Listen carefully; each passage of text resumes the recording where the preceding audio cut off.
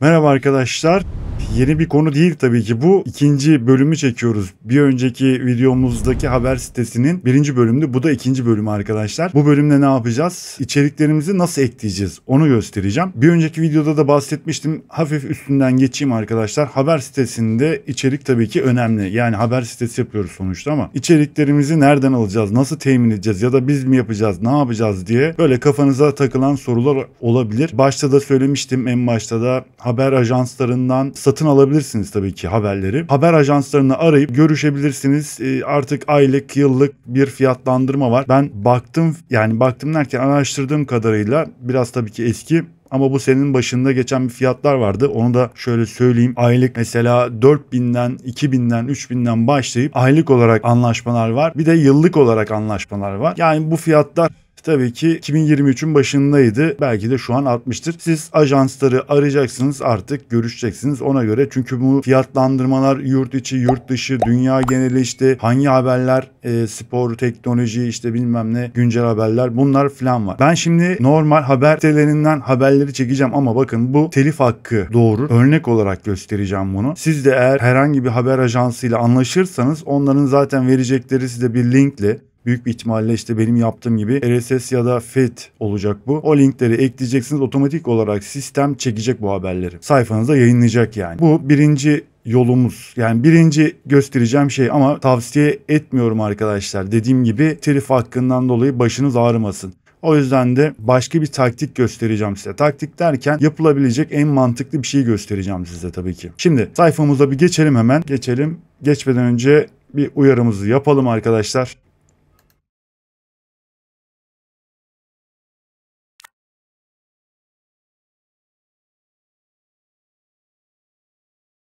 Haber sitemizin ön sayfasındayız.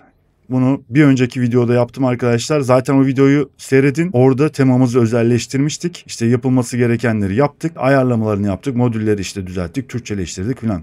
O bu. Onları yaptık. Onu seyredin. Bu ikinci bölüm. İkinci bölümdeyiz şu an. İkinci bölümde de nasıl içerik ekleyeceğiz onu göstereceğim. Şimdi yapacağım işlemler, dediğim gibi, bir RSS feed eklentisi yükleyeceğiz sayfamıza. Oradan belli başlı haber sitelerinden haber çekeceğiz. Onu yapacağız. Ondan sonra diğer yöntemleri göstereceğim size arkadaşlar. Ne yapıyoruz? Kontrol paneline gelelim. Kontrol panelinde eklentiler kısmına geldikten sonra yeni ekle diyoruz ve eklentimizi şuraya yazalım. Etsy miydi? Fitsy'di herhalde. Yanlış almalıysak. Etsy, evet. Eklentimiz bu. Tema izle ya. Yani bunun geliştirici bu. Bunu kuruyoruz arkadaşlar. Etkinleştirelim. Şimdi eklenti kuruldu, etkinleştiriyoruz ama ufak bir ön ayarı var arkadaşlar. Bunu yapacağız şimdi. Burada bize şunu soruyor. Bakın, çekeceğimiz haberleri direkt sayfamıza alalım mı? Yani yazılar sekmesinde bu kaydolacak. Otomatikman tabii ki resimleri de kaydolacak, yazılar da kaydolacak. Böyle bir imkan var. Aslında güzel bir imkan bu baktığınız zaman. Yani sayfanıza bir arşiv, ama burada şuna dikkat edin. Eğer böyle bir şey yaparsanız tabii ki web alanınız, hosting alanınızın biraz yüksek olması lazım. Çünkü resim alacaksınız bilmem ne. Bu bir günde ne kadar haber yayınlayacağınıza bağlı. Hepsiyle zincirleme. Ya da şey diyor işte, yani yalnızca shortcode, yani RSS haberleri yalnızca göstereceksiniz. Yani nasıl diyeyim size, herhangi bir kayıt oluşturmadan oradan haberleri yalnızca orada gösterecek. Sayfanızda gösterecek. Çekecek haberleri sayfanızda gösterecek. Nerede göstermek istiyorsanız. O var. Bu da blok editörde işte.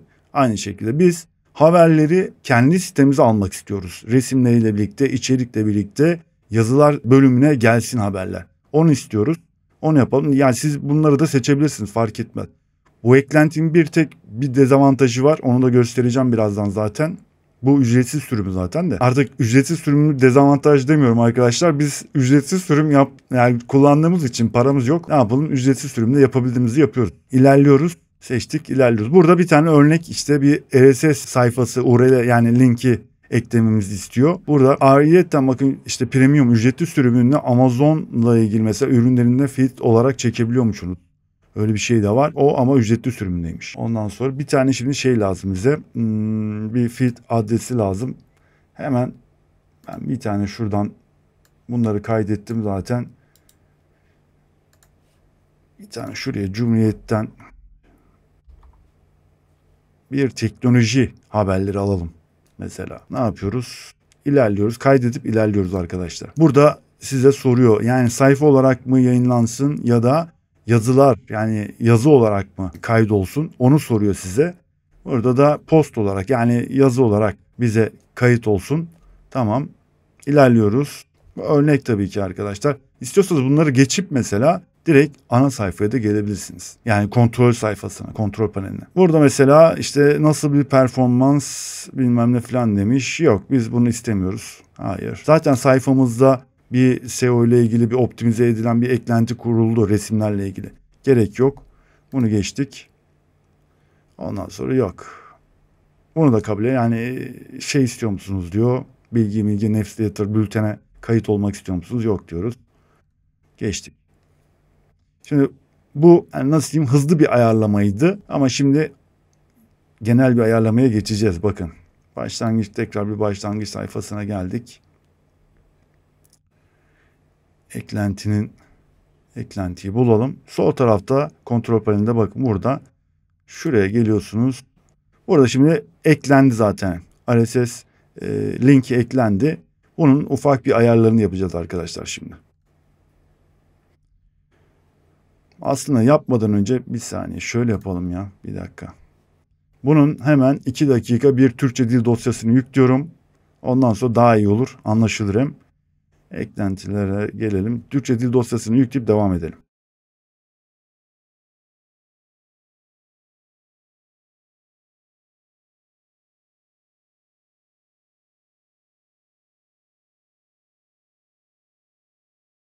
Eklentiyi Türkçeleştirdik. Şimdi kaldığımız yerden devam edelim. Düzenledim 2 dakika önce çalıştırmış. Tamam neyse düzenle diyoruz. Şimdi RSS feed adı buraya teknoloji diyelim. Ondan sonra zaten linkimiz eklendi. Filtreler zaten ücretli sürümünde arkadaşlar. Buralarda herhangi bir şey yapamıyoruz. Geçtik. Harita içeriği demiş. Burada yazı tipi işte post bölümüne kaydolacak. Yani şurada yazılar kısmı var ya arkadaşlar. Yazılar kısmına kaydolacak. Hangi kategoride olsun mesela? Biz teknoloji demiştik değil mi? Evet, teknoloji kategorisini seçtik. Oradan alacağımız haberler teknoloji kategorisinde kaydolacak arkadaşlar. Öyle düşünün. Burada gönderi durumunu soruyor. Şimdi ilk başta tabii ki otomatik yayınlanmasını isteyeceğim ama normal şartlarda bunu siz şöyle yaparsınız. Bunu taslak olarak kaydetsin. Siz gerekli yani eğer zaten bu haberler çekildiğinde sitenizin başındaysanız şey yapın. Taslak olarak kaydedin ki düzeltmelerini yapın. Çünkü resimleri çekecek dediğim gibi yani onları değiştirmeniz lazım ama biz ilk başta otomatik olarak yayınlanmasını istiyoruz. Yazı başlığını direkt orada neyse yani o sayfada neyse o şekilde alsın. Gönderi tarihinde o şekilde alacak. İçeriği de yine aynı şekilde alacak ne varsa. Burada görsel varsa haberin görseli varsa onu da ekletiyoruz. Burada etiket eklediğinizde zaten bakın arkadaşlar çıkıyor zaten. Buradan mesela içerikte yalnızca işte liste öğesi, ürün açıklaması, öğesi bilmem ne falan demiş. Buradan seçebiliyorsunuz zaten. Ama biz zaten içeriğin hepsini alacağız. Yazın içeriğini alacağız zaten. Geçtik. Burada bu zaten ücretli. Kopyaları kaldır. Yinelenen öğeleri kaldır. Mesela haber yenileniyorsa bu sefer bir haberden 2 tane 3 tane daha çıkacak olmaz. O yüzden bunu açın. Burada da işte ne kadar haber çekilsin istiyor. Şimdi şöyle bir şey var. Eğer burayı yüksek tutarsanız arkadaşlar şöyle bir sıkıntı olur. Bütün aynı saatte yaparsanız şeyleri o dalda mesela arka arkaya sıralanacak arkadaşlar haberler. Ya bu hiç hoş olmaz. Bence burayı çok fazla tutmayın. Yani 5 olabilir, 3 olabilir, 2 olabilir. Fazla yüksek tutmayın derim. 20 falan yapmayın arkadaşlar. 20 tane haber alacak, yayınlayacak bir anda. Ama şöyle bir şey var. Dediğim gibi eğer taslak olarak kaydederseniz siz kendiniz hani açarsanız tamam. Onda bir sıkıntı olmaz. Ama çok fazla çekmeyin bence. Şimdi burayı ben ne yapacağım? 5 yapayım. 5 bile fazla ya. Ondan sonra ön izleme içe aktarma. Şuna bastığınız zaman bakın. İşte haberleri çekiyor. Bakın haberleri çekti. Resimleri de var diyor bu haberlerin. Tamam, güzel. Kaydet diyorum. Bu kaydoldu. Yani şu an çalıştır dediğimde haberleri çekecek arkadaşlar. Bir tane de şimdi sıfırdan bir tane ekleyelim.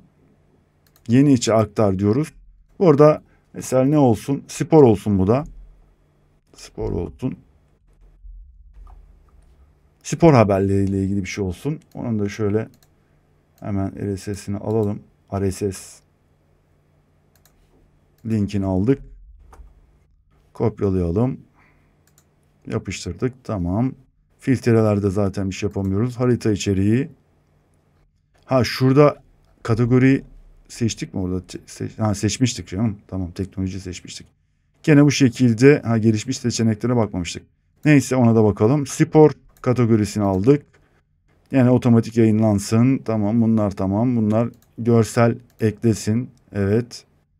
Ondan sonra gelişmiş seçeneklere bakalım. Harici resimlemiş. Harici resim URL'si kullanın. Özellik gönderisi küçük resmini yok sayın. Bu içe aktarılan makalenin harici öne çıkan görüntüsünü kullanacak ve görüntü web sitenizdeki medya kitaplarına kaydetmeyecektir demiş. Yani bunu isterseniz açarsanız, isterseniz açmazsınız. O size kalmış. Bu ücretli sürünmüş. Yazı alıntısı oluşturulan gönderi için gönderi alıntısı. Birinci videoda da söylemiştim arkadaşlar, bölüm 1'de. Orada hani kaynak belirtilerek paylaşılmasına izin verip paylaşılma yapılabiliyor demiştim yani. Ya artık o sizin siteyle, bir haber sitesiyle mesela görüşebilirsiniz. Yerel haber sitesi olabilir bu. Görüşüp izin aldıktan sonra o sitenin kaynağını belirtirsiniz mesela. Öyle bir şey olabilir. Yani ne diyeyim, bir şey diyemiyorum o konuda. Artık sizin şeye bağlı. Hani karşı tarafla anlaşmanıza bağlı. Öyle bir şey. Daha sonra bu da ücretli sürülmüş. Tamam, burada yapacak bir şey yok zaten. Geldik. Bir kontrol, ön izleme, içe aktarma. Şu neymiş? Düzen ayarları. Düzen ayarları varsayılan şabloncu özel şablonları çalışmayacak. Tamam, bu şekilde kalsın zaten. Yerleşim böyle kalacak zaten. Ön izleme, içe aktarma. Bakalım spor haberlerini çekiyor mu? 10 tane 5 tane çekeceğiz zaten biz. Beşiktaş'ın bilmem ne işte, bakın. Haberler tamam, resimleri tamam dedik. Şeye gelelim. Genel besleme. Şunu da hatta 5 değil 3 yapalım bunu da. Kaydet diyelim. Şimdi o da hazır, bu da hazır. Şunu da açalım. Taslak diyor. Pardon, ne yaptık? Kaydet diyelim. Tamam. Şimdi spor ve teknoloji. Bir çalıştıralım bakalım şimdi. Şöyle bir ana sayfamıza da gene bakalım. Spor burada, teknoloji de burada arkadaşlar mesela. Bir bakalım şimdi. Çalıştıralım. Şunu da çalıştıralım. Bir sayfayı yenileyelim. Herhangi yeni bir şey yok mu diyor. İthal bir şey yok. Güncelleme durum için sayfayı yenileyin demiş. Bakalım. Tamam, 3 tane geldi. Bunda da 5 tane geldi. Tamam, sayfaya yazılar kısmına bir bakalım ilk önce. Şimdi spor kısmında bakın eklenmiş. Feyzi tarafından. Tamam. Tamam. Sayfayı bir yenileyelim şimdi ana sayfadan. Bakalım. Şöyle bir ön belleği de temizleyelim. Spor kısmı burada. Haberler kısmına gelmiş. Bir bakalım şimdi. Yayınlanmış. Şimdi haberler kısmına gelmiş. Son haberler. Tamam. Kategoride genel kısmında gelmiş. Niye bu? Yanlış mı oldu? Evet. Niye teknolojiye geçmemiş bu? Bunları bir hemen teknolojiye çevirelim.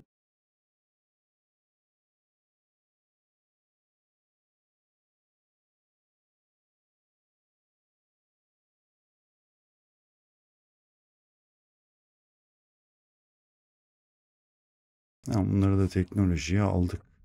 Şimdi sayfayı bir daha yenileyelim.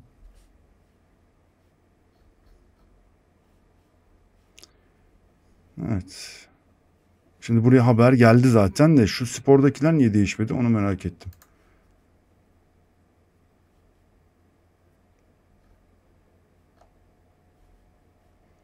Şey yapalım. Ayarlarla alakalı bir şey olabilir o. Buraya geldi. Haberler burada gözüküyor. Teknoloji de buraya gelmiş. Tamam. Evet. Yani bu şekilde haberleri ekleyebiliriz arkadaşlar. Şeye de bir bakalım da. Fethi neredeydi? For teknoloji. Şunu bir düzenleyelim. Kategori niye kategoride? Kategori teknoloji. Evet. Niye oraya almamış merak ettim. Öyle bir kategorimiz yok mu? Var. Sonuçta teknoloji var. Var. Şöyle bir şey de yapabilirsiniz arkadaşlar mesela. Kategori olarak da ekleyebilirsiniz mesela. Teknoloji mesela teknoloji diyelim. Teknoloji. Buraya mesela teknolojiyle ilgili şeyi alalım. RSS linkini alalım. Böyle bir yapıştıralım.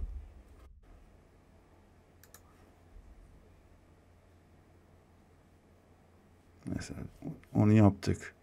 Bir tane de spor da vardı gerçi. Sporu da yapalım. Yani bu şöyle ne olur? Evet, çalışmayabilir unutmayın demiş. Birden fazla. Spor. Buraya da spor. Bunun sebebi de şey arkadaşlar. Mesela birden fazla yerden spor haberleri almak var mesela. Öyle bir şey var. Mesela işte örnek olarak veriyorum. NTV'den aldınız, CNN'den aldınız, işte başka bir yerlerden aldınız. 2-3 tane, 4 tane spor RSS beslemeniz var mesela. Oralardan haber çektiniz mesela. Değişik değişik haberler. Ama bu sefer de aynı haberlere de denk gelme ihtimali de çok fazla olur gibi geliyor bana. Bir tane daha kategori ekleyelim. Mesela bir tane de sağlık ekleyelim. Buraya sağlık diyelim. Tamam. Şimdi yeni içe aktar diyelim. Bir tane daha yapalım şimdi arkadaşlar. Buna sağlık dedik. Linkimiz kategoriyi kullan diyor mesela. Sağlık dedik. Böyle bir deneyelim. Filtre yok. Harita tamam. Sağlık kategorisinde olsun. Tamam. Şuraya başlığı da alalım. Resmi alalım. Bundan da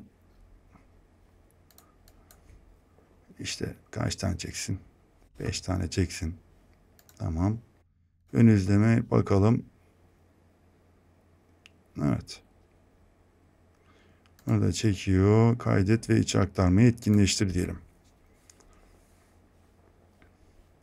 Bunu da bir çalıştıralım. Bakın 6 dakika önce çalıştırmışız bunları. Şimdi şunu da bir çalıştıralım. İçe aktarılıyor. Başarıyla çalıştırın. Güncel bütün sayfayı yenileyin demişti. Bakalım. 5 tane de buradan gelmiş. Yazılar kısmına bir bakalım. Sağlık. Evet. Şimdi sağlıkla ilgili burada şeyimiz var mıydı bizim? Şunu bir yenileyelim.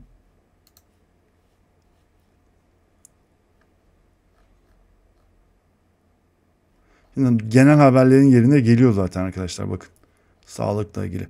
Ama hani az önce de söyledim ya çok fazla çektiğiniz zaman bütün son haber neyse neyi çektiyse arkadaşlar neyi çektiyse onu gösterir burada mesela. Yani onu söyleyeyim size. Hani ilk hepsi mesela sağlıkla ilgili haber olur. Sağlık görüyor musun? Hepsi sağlıkla ilgili oluyor. Tamam bu ama dal hani böyle modül olarak seçtiniz tamam burası teknoloji modülü mesela modül haber kısmı. Burada mesela sırf teknoloji haberleri olur. Okey tamam onda bir sıkıntı yok. Ama dediğim gibi en son spor güncellemesi mesela bak bunu seçeceğiz burayı değiştireceğiz. Bakın hepsi sağlık, sağlık, sağlık, görüyor musunuz?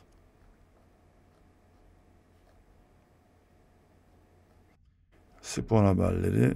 Şimdi örnek olarak böyle bir şey var. Ha, burada da mesela işte bakın son haberler bilmem ne yapmış. Tamam. Şurada alttan sağlık sekmesine bir tıklayalım. İşte sağlık haberleri buraya geliyor bu şekilde.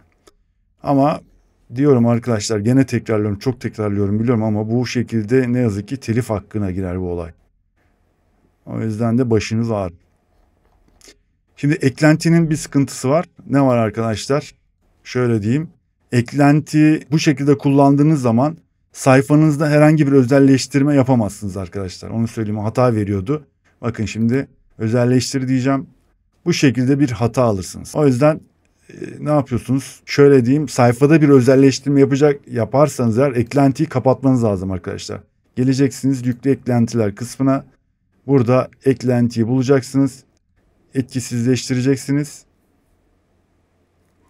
Ondan sonra şunu bir yenileyelim.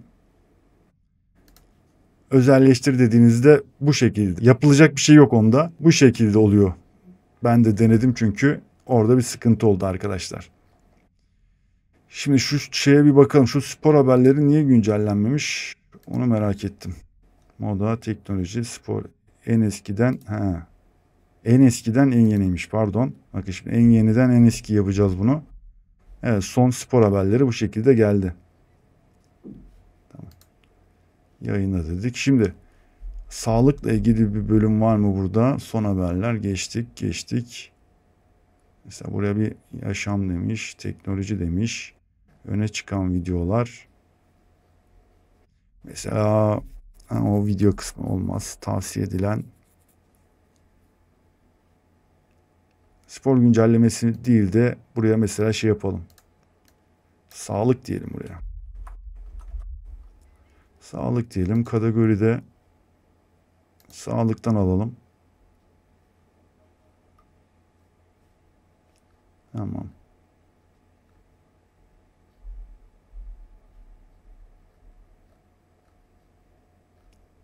Bu şekilde öne çıkan gönderiler. Buraya da mesela farklı bir şey alabiliriz.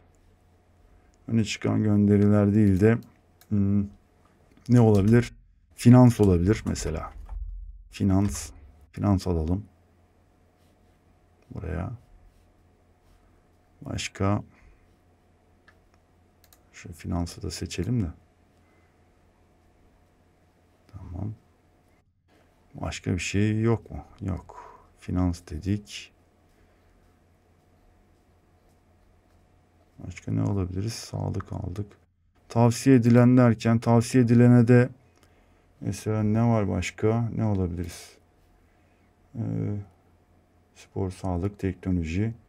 Haber mesela dünya haberleri olabilir. Haber olabilir. Ne bileyim. Tabii siz nerede nasıl yayınlamak istiyorsanız ona göre değiştirebiliriz. Yani en şurada mesela kafada en başta mesela dikkat çekecek ya da işte ağırlık verdiğiniz bir haber yayınlamak istiyorsanız buraya başa onu seçersiniz icabında. Finans burada da varmış gerçi. Yani buraya da başka bir şey alırız olması ya. Finans değil de oraya şey alalım. Ve teknoloji dedik. Modayı kaldıralım. Teknoloji kalsın orada. Spor, finans demişiz. Buraya başka bir şey yok mu ya? Moda, yaşam. Yaşam diyelim. Öyle bir şey olsun. Yani bunun ayarlamalarını bu şekilde yaparsınız arkadaşlar. Ben şimdi çok fazla uzatmak istemiyorum olayı da. Oradan ayarlamalarını yaparsınız. Yani dediğim gibi kaç tane kategoriniz, bölümünüz varsa ona göre ayarlayabilirsiniz. Bunu kapattık. Şimdi bu tabii ki dediğim gibi RSS'de yani bir başka yerlerden, başka sitelerden haber çekerek yaptık bunu. Bu şekilde yaptık.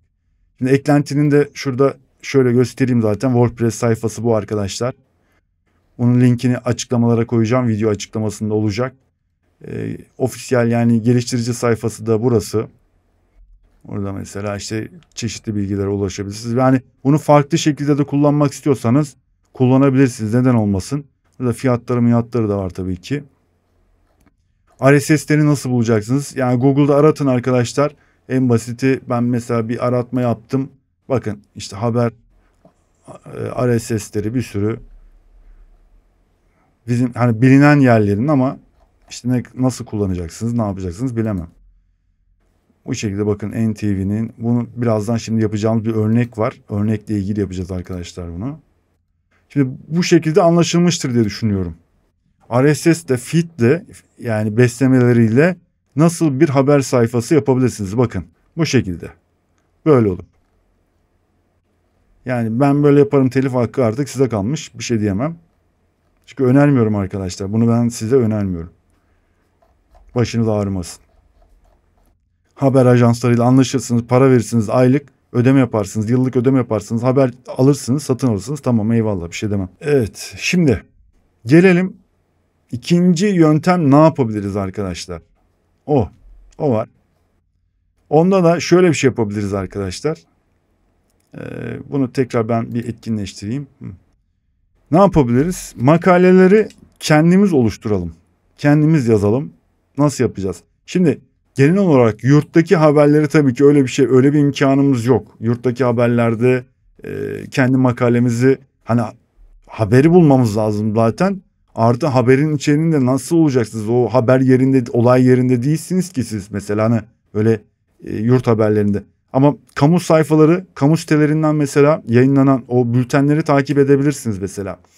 Resmi gazete bültenleri, siyasi partilerin bültenleri, ondan sonra ya sosyal medyada işte Twitter'da bu paylaşılan, ama genel olarak paylaşılan basın açıklamaları bilmem ne falan, bunları mesela paylaşabilirsiniz arkadaşlar. Onlarda bir telif hakkı olamaz çünkü bir basın açıklamasıdır. Genel duyurudur. Mesela bu tip yerlerden aldığınız zaman telif hakkına girmiyor. Benim bildiğim öyle çünkü. Bu şekilde mesela oralardan içerik oluşturabilirsiniz. Evet, o olabilir. Onun haricinde şöyle bir şey var.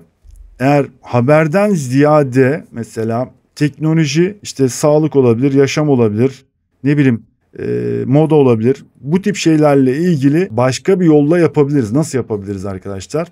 O da mesela yapay zekaları kullanarak içerik oluşturma. Yani işi basitleştirirsek o var. Şimdi bir tane örnek yapacağım arkadaşlar ben de. Geldik yazılar kısmına. Yazılar kısmında mesela tabii resim falan da lazım bize, ama şimdi bozulmanın özel adı ne oldu belirlendi demiş. Bu neymiş? Bu habere bir bakalım. Ha, bununla ilgili bir haber yapabilir mi acaba? Bir deneyelim bakalım. Otsi. Bozulmamıyor. Ötsi. Kopyalayalım. ChatGPT'ye giriyoruz arkadaşlar, bakın. ChatGPT'ye geldikten sonra oraya tabii bir e-postanızda üye olun. Üye olduktan sonra arkadaşlar bir böyle bölüm açılacak. Orada yazacaksınız arkadaşlar, soracaksınız. Şimdi bir örnek olarak bir deneyelim. Belki yazar, bir haber çıkarabiliriz. Genellikle böyle, hani nasıl diyeyim size, 2021'e kadar herhalde bu ChatGPT kayıtları, 2021'e kadar mı? Öyle bir şeydi. 21'den sonrası yok mu bilmiyorum. Yok herhalde. Vuzul Mumya Özsi hakkında içerik, şöyle diyelim, hakkında içerik oluştur diyelim. Özgün bir içerik oluştursun bize. Bakalım yapabilecek mi? Özgün bir içerik oluştur diyelim.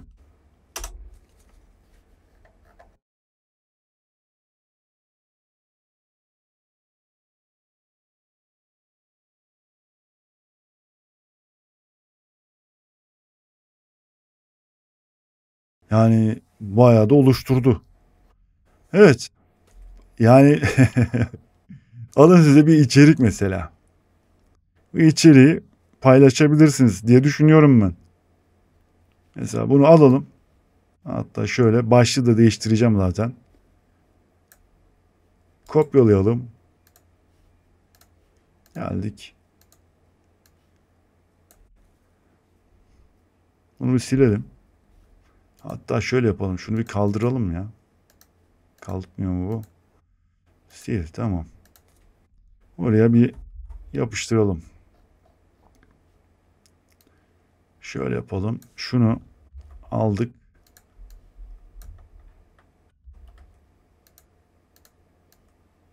Başlığı bununla değiştireceğim. Ötzi zamanda bir yolculuk, buzulmayanın hikayesi. Linkimizi de değiştirelim. Değiştirmiş. Şimdi şey var tabii ki.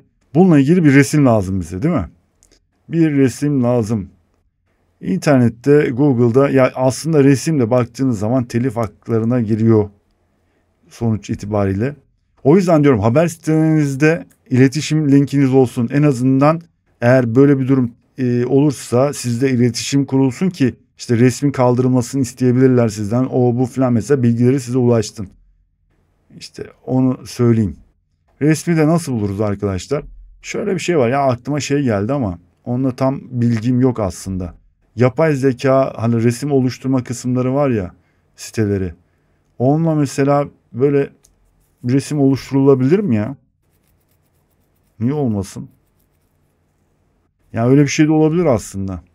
Yani en azından buraya ne koyabiliriz? Ötzi bir aratalım mı? Bir aratalım bakalım. Neydi? Başlığımız Ötzi. Şunu alalım. Bir dakika. Uzun mumya Ötzi diyelim. Görsellere bakalım. Evet. Buz adam Ötzi işte bilmem ne falan tamam işte. İşte bu resimlerden ne bileyim hangisini kullanır? İşte bir tanesini kullanırsınız artık. Bunu şeyde denemek lazım işte. Yapay zeka ile denemek lazım arkadaşlar. Yani çıkarabilir mi? Mesela bir mumya böyle değişik bir şey. Herkes kullanmış zaten. Müzede bu buz adam Ötzi. Buradan bir şey kullanılabilir. Neyse yani. Onun da öyle bir fikir geldi aklıma da. Aldık yapıştırdık. Tamam resim kalsın. Güncelle dedik. Geçtik. Yenileyelim. Yazımız burada. Bunu da bir güzel SEO'da yaparsanız valla 10 numara 5 yıldız olur. SEO'laştırırsınız böyle anahtar kelimeleri işte Yoast kurulu kurduk ya eklenti kurulurken. Bunu da böyle bir güzel şey yapabilirsiniz arkadaşlar. SEO ayarı yaparsınız olur biter. Bu da ikinci seçeneğimizdi. Yani neydi? Yapay zekalarla içerik oluşturabilirsiniz. Yani şöyle bir şey daha var. Peki başlıkları nereden bulacağım derseniz en başta söylediğim gibi Feed'den çekeceğiniz haberleri mesela Feed'den buradan çektiğimiz haberleri arkadaşlar direkt olarak paylaşmayın. Taslak olarak kaydedin. Tamam mı? Taslak olarak kaydedersiniz. Yayınlanmaz yani. Siz o konunun başlığını alırsınız. ChatGPT'de işte artık herhangi bir yapay zekada bu konuyla ilgili bir yazı içerik oluşturursunuz. Resmi de dediğim gibi artık bir şekilde ya işte Google'dan ya da işte arama motorlarından bulunacak ya da bir yapay zeka sitesi bulmak lazım. Buna benzer bu konuyla alakalı resim oluşturmasını sağlayabiliriz. Orada paylaşırız. En azından tamamen sizin hani telif hakkı hiçbir şey olmaz. Size ait olur. Bu şekilde yapılabilir. İkinci seçenek de buydu arkadaşlar. Üçüncü seçenek ne? Üçüncü seçenek de arkadaşlar şu. İşte bir onluk gibi sitelerden makale, içerik oluşturtabilirsiniz. Bu da tabii ki bütçenizle alakalı. Bu haber sitelerinde biraz şey olabilir. Yani pahalıya gelebilir. Neden diyeceksiniz? Yani işte dediğim gibi kuracağınız haber sitesinin içeriğine bağlı. Yani nasıl bir haber sitesi kuracaksınız? Şimdi yerel, lokal bir haber sitesi işte bölgenin ne diyeyim belediyenin mesela bölgenin ya da kurumların faaliyetlerini anlatan bir site mi? Genel olarak Türkiye çapındaki bir haber sitesi mi olacak? Bu işte sizin artık nasıl bir site yapacağınıza bağlı. İşte buradan makale içerik yazdırabilirsiniz. Bakın en düşük 100 liradan zaten başlıyor makale başı. Böyle bir şey var. Artık bilmiyorum size kalmış bir şey. Makaleler yazdırabilirsiniz, paylaşabilirsiniz. Ama bana sorarsanız bu da tabii ki üçüncü seçenekti. İçeriklerinizi bu şekilde yapabilirsiniz. Bana sorarsanız en mantıklısı gene şey geliyor. Yani yapay zekalarla yazmak, içerik oluşturmak bir yerde. En kısa, en basiti, ücretsiz olanı diyeyim size bu olacaktır. Şu an bir bütçemiz yok, paramız yok. En kısa yoldan nasıl böyle özgün içerikler oluşturabiliriz? Herkes yapay zekayı kullanıyor. Biz de kullanalım. Ne var yani? Ne olmuş? Biz de kullanabiliriz yani. Sonuçta dediğim gibi eğer bu tip haber sitelerinde bölgesel, yerel haberler yayınlamayacaksanız, işte moda ile ilgili yazılar paylaşacaksınız, yaşamla ilgili, sağlıkla ilgili, teknolojiyle, arabayla, işte araba ne bileyim böyle hani bu tip şeylerle, ne bileyim konular, bunun çoğunu ChatGPT'den faydalanabilirsiniz arkadaşlar. En basiti. Öyle diyeyim. Başka ne var? Başka söyleyeceğimiz bir şey var mı bu konuda? Yok. Umarım faydalı olmuştur arkadaşlar. Bu bölüm 2 idi. İkinci bölümü çekiyoruz şu an. Birinci bölümde sayfamızı, haber sayfamızı özelleştirmiştik. İkinci bölümde de içerikleri nasıl ekleriz sayfamıza, nasıl yayınlarız onu anlatmak istedim. 3 tane seçeneğimiz var. Birincisi dediğim gibi tabii tavsiye etmediğim bir şeydi. RSS ve feed beslemeleriyle sayfaya içerik çekebiliyorduk. İkincisi de arkadaşlar ChatGPT tarafından içerik oluşturabiliriz. Onları yayınlayabiliriz. Üçüncüsü de makale, işte internet için içerik yazıları satın alabiliriz. Böyle bir şey var. Birincisinde şey de olabilir. RSS feed beslemelerinde eğer bir ajansla anlaşırsanız, haber ajansıyla anlaşırsanız artık ona göre aylık bir ya da yıllık ücretlendirmelerle ödeme yaparak haber satın alabilirsiniz. İçerik satın alabilirsiniz. Öyle diyeyim. Evet. Bu kadarlık yeter diyorum. Başka anlatacak bu konuyla ilgili bir şey yok. Eğer konuyla ilgili gözünden kaçan ya da atladığım bir şey varsa arkadaşlar lütfen yorumlar kısmına yazın. Bakalım, gene konuşalım, tartışırız bu konuyla ilgili gene.